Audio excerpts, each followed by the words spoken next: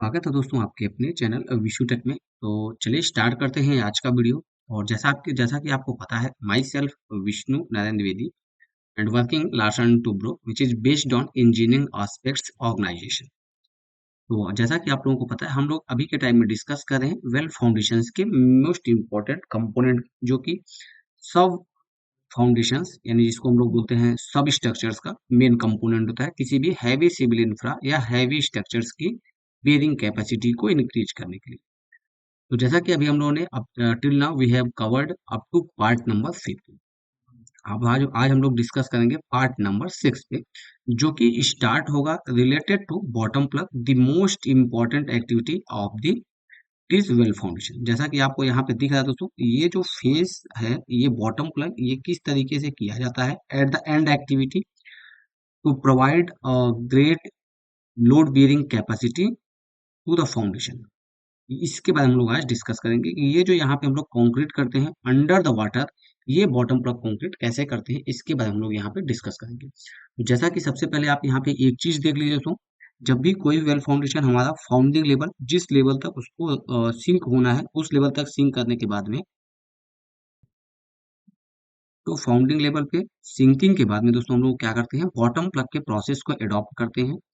उसके लिए क्या करते हैं, जो ये टॉप ऑफ द स्टेनिंग होता है, इस टॉप ऑफ द स्टेनिंग से हम लोग क्या करते हैं, मेजरिंग चैन, बेसिकली ये जो चैन होता है दोस्तों, साउंडिंग चैन बोलते हैं। यहाँ से हम लोग क्या करते हैं, एक साउंडिंग चैन गिराते हैं। साउंडिंग चैन आप मार्केट में आप साउंडिंग चैन के नाम से लीजिएगा, जो कि अंडर वाटर डेप्थ मेजर करने के लिए होती है, उसका यूज करते हैं। और इस साउंडिंग चैन को किसी एक रेफरेंस पॉइंट, इस रेफरेंस पॉइंट से ये जो एंड ऑफ द पॉइंट है दोस्तों, ये पॉइंट का हम लोग क्या करते हैं, डेप्थ चेक करते हैं। ये ड्राइंग के अकॉर्डिंग इसका डेप्थ मेंशन होता है दोस्तों। अगर ये डेप्थ दोस्तों, चूंकि ये जो डेप्थ है ये मोस्ट इंपॉर्टेंट है, अगर ये डेप्थ प्रॉपर तरीके से है, तो हम लोग क्या करते हैं, फर्दर प्रोसीड करते हैं बॉटम प्लग एक्टिविटी के लिए। इन केस दोस्तों क्या होता है, ये यहाँ पे ये जो पार्ट है, ये पार्ट तो बेसिकली दोस्तों स्मूथली डेप्थ मिल जाता है। प्रॉब्लम कहाँ पे होता है, ये जो एडिशनल पार्ट है दोस्तों, ये एडिशनल पार्ट जो दिख रहा है, इसको हम लोग क्या बोलते हैं, सम। तो ये जो सम्प डेप्थ होता है दोस्तों, ये जो सम्प डेप्थ होता है, इसमें थोड़ा सा प्रॉब्लम होता है, जिसके लिए क्या करते हैं, वेल फाउंडेशन की सिंकिंग को स्पीड, वेल फाउंडेशन की जो सिंकिंग इस लेवल पे पहुंचे के बाद जो सिंकिंग स्पीड है, उसको हम लोग स्लो करके क्या करते हैं, धीरे धीरे ये कैविटी जनरेट करते हैं अंडर द वाटर। और बीच बीच में क्या करते हैं, चेक करते हैं कि जो हम लोग यहाँ पे प्रोसेस कर रहे हैं उससे सम्प बन रहा है या नहीं। बेसिकली जितनी स्लो सिंकिंग इस टाइम में की जाएगी दोस्तों, बेसिकली वो सिंकिंग नहीं, वो सम्प मेजरमेंट प्रोसेस होता है, सम्प को इंक्रीज करने का प्रोसेस होता है। वो जितना स्लो होगा उतना कम चांसेस होगा वेल फाउंडेशन आपका क्या करे, इस कंडीशन में भी सिंक करे। तो आपको ये बात ध्यान देना है, स्लो सिंकिंग यहाँ पे करना है in the final stage, slow slow sinking to make the sump. Otherwise दोस्तों क्या होगा, आपका सम्प जनरेट नहीं होगा, वेल फाउंडेशन फर्दर आपका क्या होगा, कुछ ना कुछ सिंक हो जाएगा। तो ये होगा बॉटम प्लग। अब इसके बाद हम लोग चल के देखते हैं क्या क्या प्रोसीजर्स होते हैं, किस टाइप के कॉन्क्रीट ग्रेड्स हम लोग यूज करते हैं, और क्या फर्दर स्पेसिफिकेशंस कोड बोलता है, उसके बाद हम लोग यहाँ पे देखते हैं। जैसा कि दोस्तों यहाँ पे आपको एक प्लेटफॉर्म दिख रहा होगा, जो कि टॉप ऑफ द प्लेटफॉर्म, ये एक प्लेटफॉर्म है दोस्तों। इस प्लेटफॉर्म को हम लोग क्या करते हैं, फॉल्स वॉल या टॉप ऑफ द स्टेनिंग, जो भी अब आपके फाउंडेशन की रिक्वायरमेंट है उसके अकॉर्डिंग हम लोग इसको डिसाइड करते हैं, और उसके अकॉर्डिंग इसका रेफरेंस यहाँ पे हम लोग क्या करते हैं, प्रोवाइड करते हैं। फिर क्या करते हैं दोस्तों, ये एक हॉपर आपको दिख रहा होगा, यहाँ पे एक हॉपर है, एक ट्रिमी पाइप का यूज करते हैं। आपको जैसा कि पता है दोस्तों कि अंडर वाटर कंक्रीट दो टाइप से किया जा सकता है। The most important and precious type है दोस्तों वो ट्रिमी पाइप। और बहुत पहले जो ट्रेडिशनल टाइम्स में जो यूज किए जाते थे वो क्या था, इसकी बॉक्स मेथड, जो कि अभी के टाइम में बेसिकली ये टोटली क्लोज हो चुका है, या इसका यूज बहुत मिनिमम या बहुत पुअर ग्रेड ऑफ कंक्रीट के लिए किया जाता है। अभी मोस्टली जो यूज होता है वो होता है ट्रिमी पाइप। तो ट्रिमी पाइप की शेप जो होता है, डाया जो होता है, वो आपके बेसिकली कोड में भी मेंशन होता है, और कहीं कहीं पे डिजाइनर्स खुद भी स्पेसिफिकेशंस में मेंशन करता है। आपके जानकारी के लिए बता दें, कुछ 300 जो इंटरनल डायमीटर होता है आपका ट्रिमी पाइप, वो अगर आप मार्केट से लेकर के अपने बॉटम प्लग को परफॉर्म करते हैं, this is the inner dia, अगर आप इसको लेकर के परफॉर्म करते हैं तो there is a no issue. और आप क्या होता है कि आपका जो प्लगिंग है वो आसानी से हो जाता है। फर्दर आपकी जानकारी के लिए एक चीज और भी ऐड करना चाहेंगे, ये जो हॉपर हॉपर की जो कैपेसिटी है, वो कैपेसिटी के बारे में भी बहुत कोडल प्रोविजन स्पेसिफिकेशंस देते हैं। तो ये आपको हमेशा ध्यान देना हॉपर की जो कैपेसिटी होती है उसके स्पेसिफिकेशंस भी कोड में मेंशन है। उसके लिए आपको हम नेक्स्ट वीडियो या एक कोई सेपरेट वीडियो बनाएंगे जो कि बेस्ड ऑन होगा केवल और केवल दोस्तों किस पे होगा, वो होगा हमारा ट्रिमी पाइप के स्पेसिफिकेशंस पे। चूंकि दोस्तों ट्रिमी पाइप के स्पेसिफिकेशंस और इसकी क्वालिटी पे डिपेंड करता है बॉटम प्लग की क्वालिटी। आपको यहाँ पे एक लेंथ दिख पा रही होगी दोस्तों, ये ट्रिमी पाइप की एक लेंथ है। फर्दर यहाँ पे एक कनेक्टिविटी फर्दर लेंथ है। यहाँ पे आपको एक जॉइंट दिख रहे होंगे, bolt system and thread system, दो टाइप की ट्रिमी पाइप मार्केट में अवेलेबल होती है। पहला हमने जैसा मेंशन किया बोल्ट सिस्टम, एंड सेकंड हमने यहाँ पे एक और मेंशन किया बोल्ट सिस्टम के अलावा एक सेकंड सिस्टम होता है ट्रिमी पाइप का, जो कि क्या होता है, वो होता है थ्रेड सिस्टम। तो थ्रेडिंग्स के टाइप के ट्रिमी पाइप अवेलेबल है मार्केट में जिसमें थ्रेडिंग्स होती हैं, और एक होता है दोस्तों बोल्ट। तो अगर हमसे कोई प्रेफरेंस एंड प्रेफरेबल पूछेगा दोस्तों, तो बोल्ट सिस्टम जो होता है वो ज्यादा इजी एंड प्रेफरेबल होता है, क्योंकि इसमें ट्रिमी पाइप में स्किप होने यानी इसके सडन नीचे चले जाने या फ्री होने के चांसेस कम होते हैं। थ्रेडिंग में प्रॉब्लम क्या होता है, मेनी टाइम्स यूज करने के बाद में क्या होता है दोस्तों, बेसिकली कुछ थ्रेड्स ट्रिमी पाइप के खराब हो जाते हैं, जो कि हम लोग जब ड्यूरिंग बॉटम प्लग और ट्रिमी पाइप को अप डाउन करते हैं तो ये स्लिप कर जाता है ट्रिमी पाइप, और ये क्या होता है वेल फाउंडेशन के अंदर में ही चला जाता है, जो कि मेजर इश्यू होता है ड्यूरिंग द बॉटम प्लग। तो आपको यहाँ पे ये चीजें ध्यान देनी है। फर्दर हम यहाँ पे डिस्कस करेंगे व्हाट इज द स्पेसिफिकेशंस। अभी यहाँ पे एक चीज क्या है, दूसरा याद रखना है, the top level of the bottom plug shall be kept minimum 300 above the well curve top. अभी यहाँ पे ये बात बोली जा रही है दोस्तों कि जो आपका वेल फाउंडेशन का कंक्रीट होना चाहिए, वो आपको यहाँ पे एक चीज दिखेगी दोस्तों, वेल फाउंडेशन का जो कंक्रीट होना चाहिए, अगर ये वेल कर्व की कोई एक हाइट है, जैसा कि हम आपको यहाँ पे एक पिक्टोरियल में दिखाएंगे दोस्तों। मान लीजिए एक ये वेल फाउंडेशन स्ट्रक्चर है, इस वेल फाउंडेशन स्ट्रक्चर्स में अगर ये bottom well curve up to यहाँ तक दोस्तों, अगर वेल कर्व है, ये वेल कर्व का पार्ट है, तो ये जो डिफरेंस है मीन्स दोस्तों, ये जो कंक्रीट यहाँ पे इस वेल कर्व के ऊपर में होना चाहिए, वेल कर्व की हाइट के ऊपर में कंक्रीट होना चाहिए बॉटम प्लग का एटलीस्ट और मिनिमम 300 mm। मिनिमम ये 300 mm का कंक्रीट किसी भी बॉटम प्लग के ऊपर में होना ही चाहिए, जो कि मोस्ट इंपॉर्टेंट है उसकी स्टेबिलिटी को जस्टिफाइड करने के। So the important content is here कि अभी जो भी बॉटम प्लग हम लोग करते हैं, उस बॉटम प्लग में जो हम लोगों का यहाँ पे ग्रेड ऑफ द कंक्रीट होता है वो फर्दर स्पेसिफाइड होता है। ग्रेड ऑफ कंक्रीट दोस्तों हम इस तरीके से नहीं जस्टिफाइड कर सकते हैं कि ग्रेड ऑफ कंक्रीट M25 हो या M30 हो। ये बेसिकली कैसे जस्टिफाइड होता है, इसमें जो सीमेंट के कंटेंट्स होते हैं उसके बिहाफ पे हम लोग इसको जस्टिफाई करते हैं। तो पर एमक्यू जो कंक्रीट होता है दोस्तों, पर एमक्यू कंक्रीट में सीमेंट कंटेंट जो है वो आपको याद रखना है 330 केजी से कम नहीं होना चाहिए किसी भी बॉटम प्लग के कंक्रीट में। अब ये दोस्तों जो यहाँ पे मेंशन किया हुआ 330 केजी, इस 330 केजी को ये जनरल फिनोमिना है जो कि बॉटम प्लग में मिनिमम ये यूज होना है। पर दोस्तों जब अंडर वाटर कंक्रीट का केस होता है तो इस क्वांटिटी का 10% एडिशनल हम लोग क्या करते हैं, सीमेंट मिक्स करते हैं अंडर वाटर कंक्रीट की कंडीशंस में।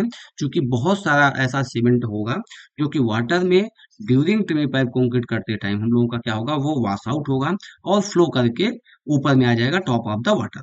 एंड देन फर्दर ये क्या होगा, धीरे धीरे धीरे धीरे लॉन्ग टर्म में क्या होता है, सेडिमेंट होता है above the bottom plug concrete. ये आपको यहाँ पे ध्यान देना है।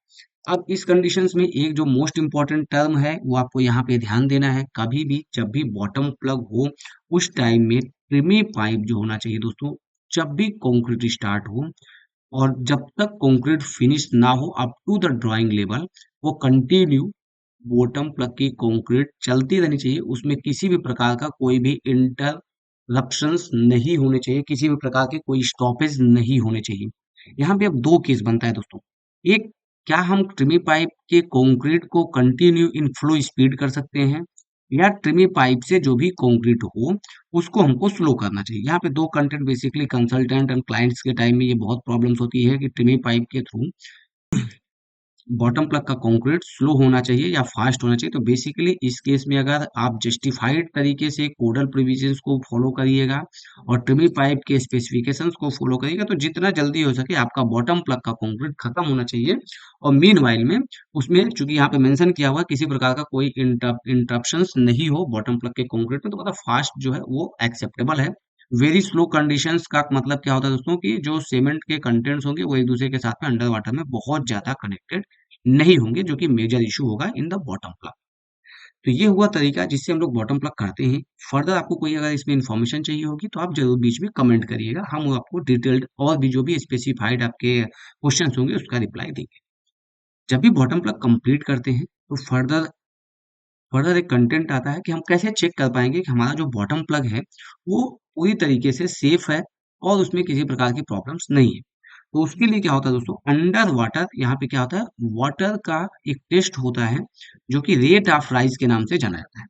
रेट ऑफ राइज का मतलब क्या होता है दोस्तों, क्योंकि जिस भी बॉटम प्लग को हमने किया हुआ है, जो भी अभी हम यहाँ पे एक पिक्टोरियल के थ्रू आपको यहाँ पे दिखाना चाहेंगे, तो पिक्टोरियल के थ्रू अगर आप देखिएगा दोस्तों तो यहाँ पे एक जो ये बॉटम प्लग का शेप है, इस शेप में अभी जहां पे भी ये बॉटम प्लग है, बॉटम प्लग हम करें ये क्या करें, अंडर वाटर यहाँ पे एक ट्रिमी पाइप को डाल करके यहाँ पे हम कंक्रीट कर रहे हैं दोस्तों। अभी जैसे जैसे ट्रिमी पाइप करके कंक्रीट कंप्लीट करते हैं, देन इसमें हम लोग कुछ ब्लॉक को अटैच करके कॉम्पैक्शन ऑफ द कंक्रीट भी करते हैं। वो प्रोसेस करने के बाद आफ्टर 7 डेज, आपको याद रखना है दोस्तों, आफ्टर 7 डेज हमको एक टेस्ट करना होता है जिस टेस्ट का नाम होता है पर्कुलेशन टेस्ट, जो कि ये कंफर्म करता है कि आपके जो आपने प्लगिंग किया, जो भी यहाँ पे आपने कंक्रीट का प्लगिंग किया, वो परमिसिबल है वाटर को फ्लो करने के लिए या नहीं।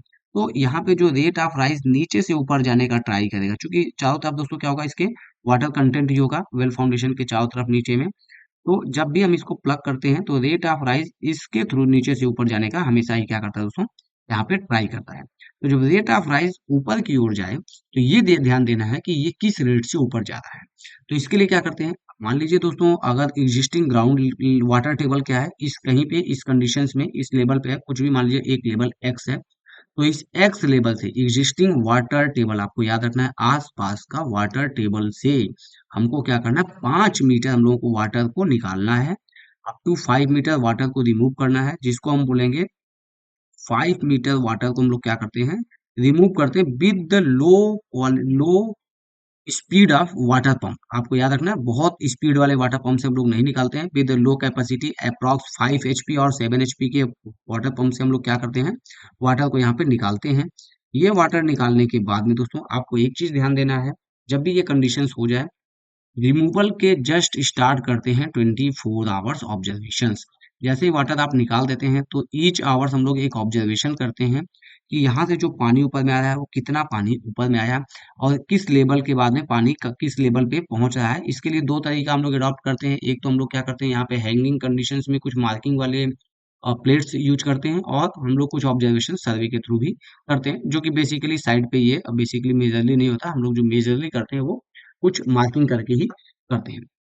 तो इस 24 आवर्स के ऑब्जर्वेशन में जो सबसे इम्पोर्टेंट है, initial of the water content जो होगा, तो इनिशियल में इनिशियल आवर्स का वाटर जो रेट ऑफ राइज होगा वो थोड़ा सा ज्यादा होगा इन कंपेयर टू लास्ट। ये आपको याद रखना है। कभी भी चेकलिस्ट आपको बनाना है तो ये ध्यान देना होगा, चेकलिस्ट में ये सारी चीजें बहुत ही स्पेसिफाइड होनी चाहिए कि जिससे किसी भी प्रकार की कोई प्रॉब्लम्स नहीं हो।